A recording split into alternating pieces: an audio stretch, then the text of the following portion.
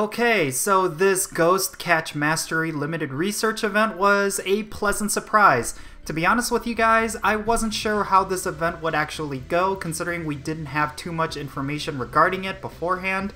But I was actually enjoying this event, and I know a lot of other trainers did as well. I really think Niantic is onto something really good here when it came to this event, and I really hope it's something that they continue to do moving forward. I really like when Niantic tries out new things and it's a smash hit, and this is definitely one of those instances where they tried something different and it actually worked out really well. But yeah, I'm going to be giving you my review of this event in this video. Let's roll the intro and get right into it. And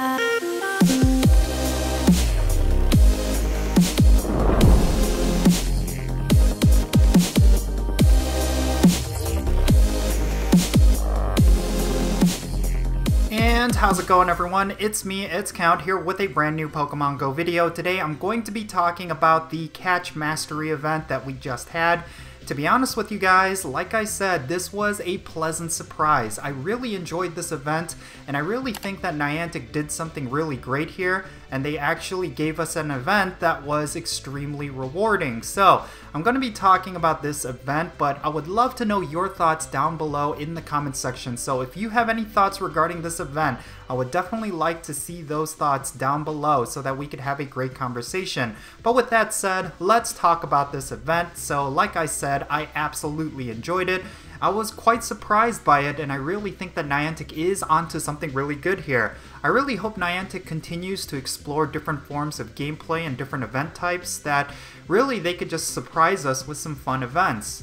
Now, of course, when it came to this event in particular, it was a unique spin on the limited research events that we've had in the past, and this one highlighted the Pokemon DRIFLOON. Now, when it came to DRIFLOON, they were spawning quite often and quite regularly, which I really enjoyed. It was almost kind of like a combination of a limited research event along with a spotlight hour. It was actually quite a lot of fun, and it was really nice to get a whole bunch of DRIFLOON shinies throughout this event. I do like the fact that you could do this completely from home, that you didn't need to go out and play.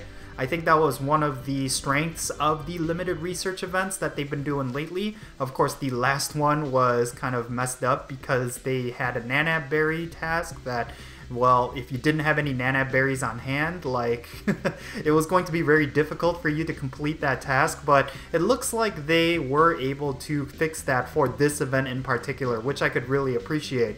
Yeah, the event flowed really well. The fact that you could just sit at home and just complete it, I just really feel like Niantic needs to do more things like this. I'm not saying that Niantic needs to do every single event completely playable from home. I mean, of course, we are going through a pandemic right now, so naturally, I think a lot of these events must be done from home.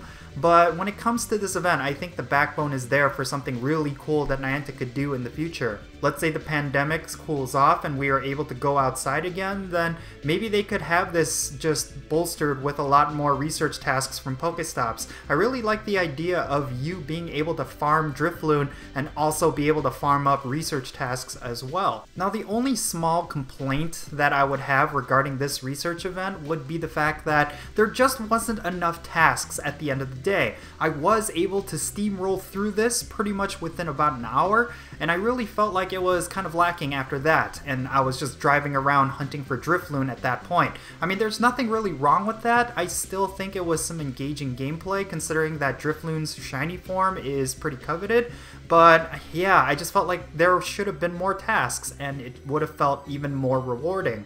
But when it came to the tasks themselves, they were not that difficult. Of course, this was very unique compared to other limited research days that we've had.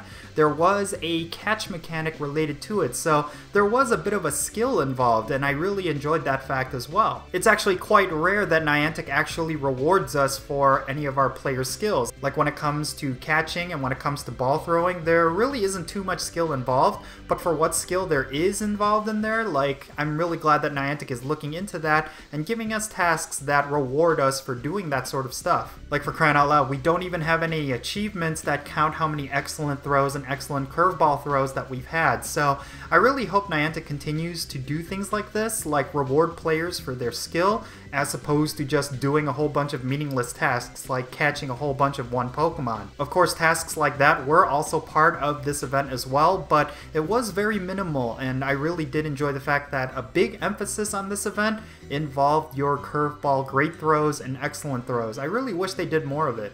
Now, I don't know if it's because of a lack of communication on Niantic's part, but a lot of the trainers that I talked to regarding this event, they ended up actually ignoring it, thinking that it wouldn't be as rewarding. But it turns out for those people who actually did this event, they had a lot of fun and it was actually very rewarding. So I really think Niantic needs to create more events like this so that more players catch on, because for the players that did not do this event, I really felt like they missed out. There were so many shiny DRIFLOON to be had, some of them being really good IVs considering that they were coming from the special research. And then of course through the limited research you were also able to get a whole bunch of other stuff as well, such as a star piece as well as a costume Gengar, which was actually quite a surprise. You know, in my opinion, I really think Niantic needs to shake things up like they did with this event, and I really hope that this is something that a lot of players were engaged in, and that way Niantic will be encouraged to do more events like this in the future. To be honest with you, I'd be really happy if they were to do an event like this every single month,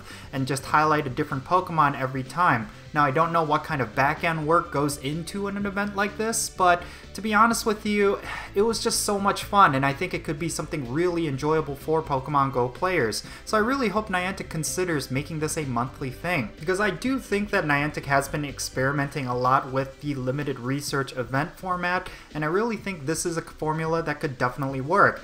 Now, we've been having the same kind of events for the longest time now, like with community days, and even with special weekend events like with the upcoming Verizon event. Like, it's going to be very similar to Pokemon Go Fest and the Safari Zone events that we've had, and I really think that for Niantic, they need to continuously shake things up, or else the game is going to continuously get really stale. Now, I do think that there are a lot of exciting things that could shake up Pokemon Go that are coming. Of course, we are going to be getting our very first themed cups when it comes to PvP, but when it comes to little events like this, I really think Niantic needs to continue to experiment and work with what they got. I mean, it's not too long ago that we used to have things like raid days and community days like events, but I really think Niantic is trying to move away from those kind of events, especially because a lot of players have grown tired of those kind of events, and of course with right now with the pandemic, it's going to be really difficult to have any kind of raid day or anything similar. So I really think Niantic is creating kind of like a formula for their game, whereas instead of having raid days, they're going to rely on the Wednesday spotlight hours, and then of course these special raid weekends that we occasionally have. But for events like these, I think it could be a great way to drive up engagement, especially on weekends.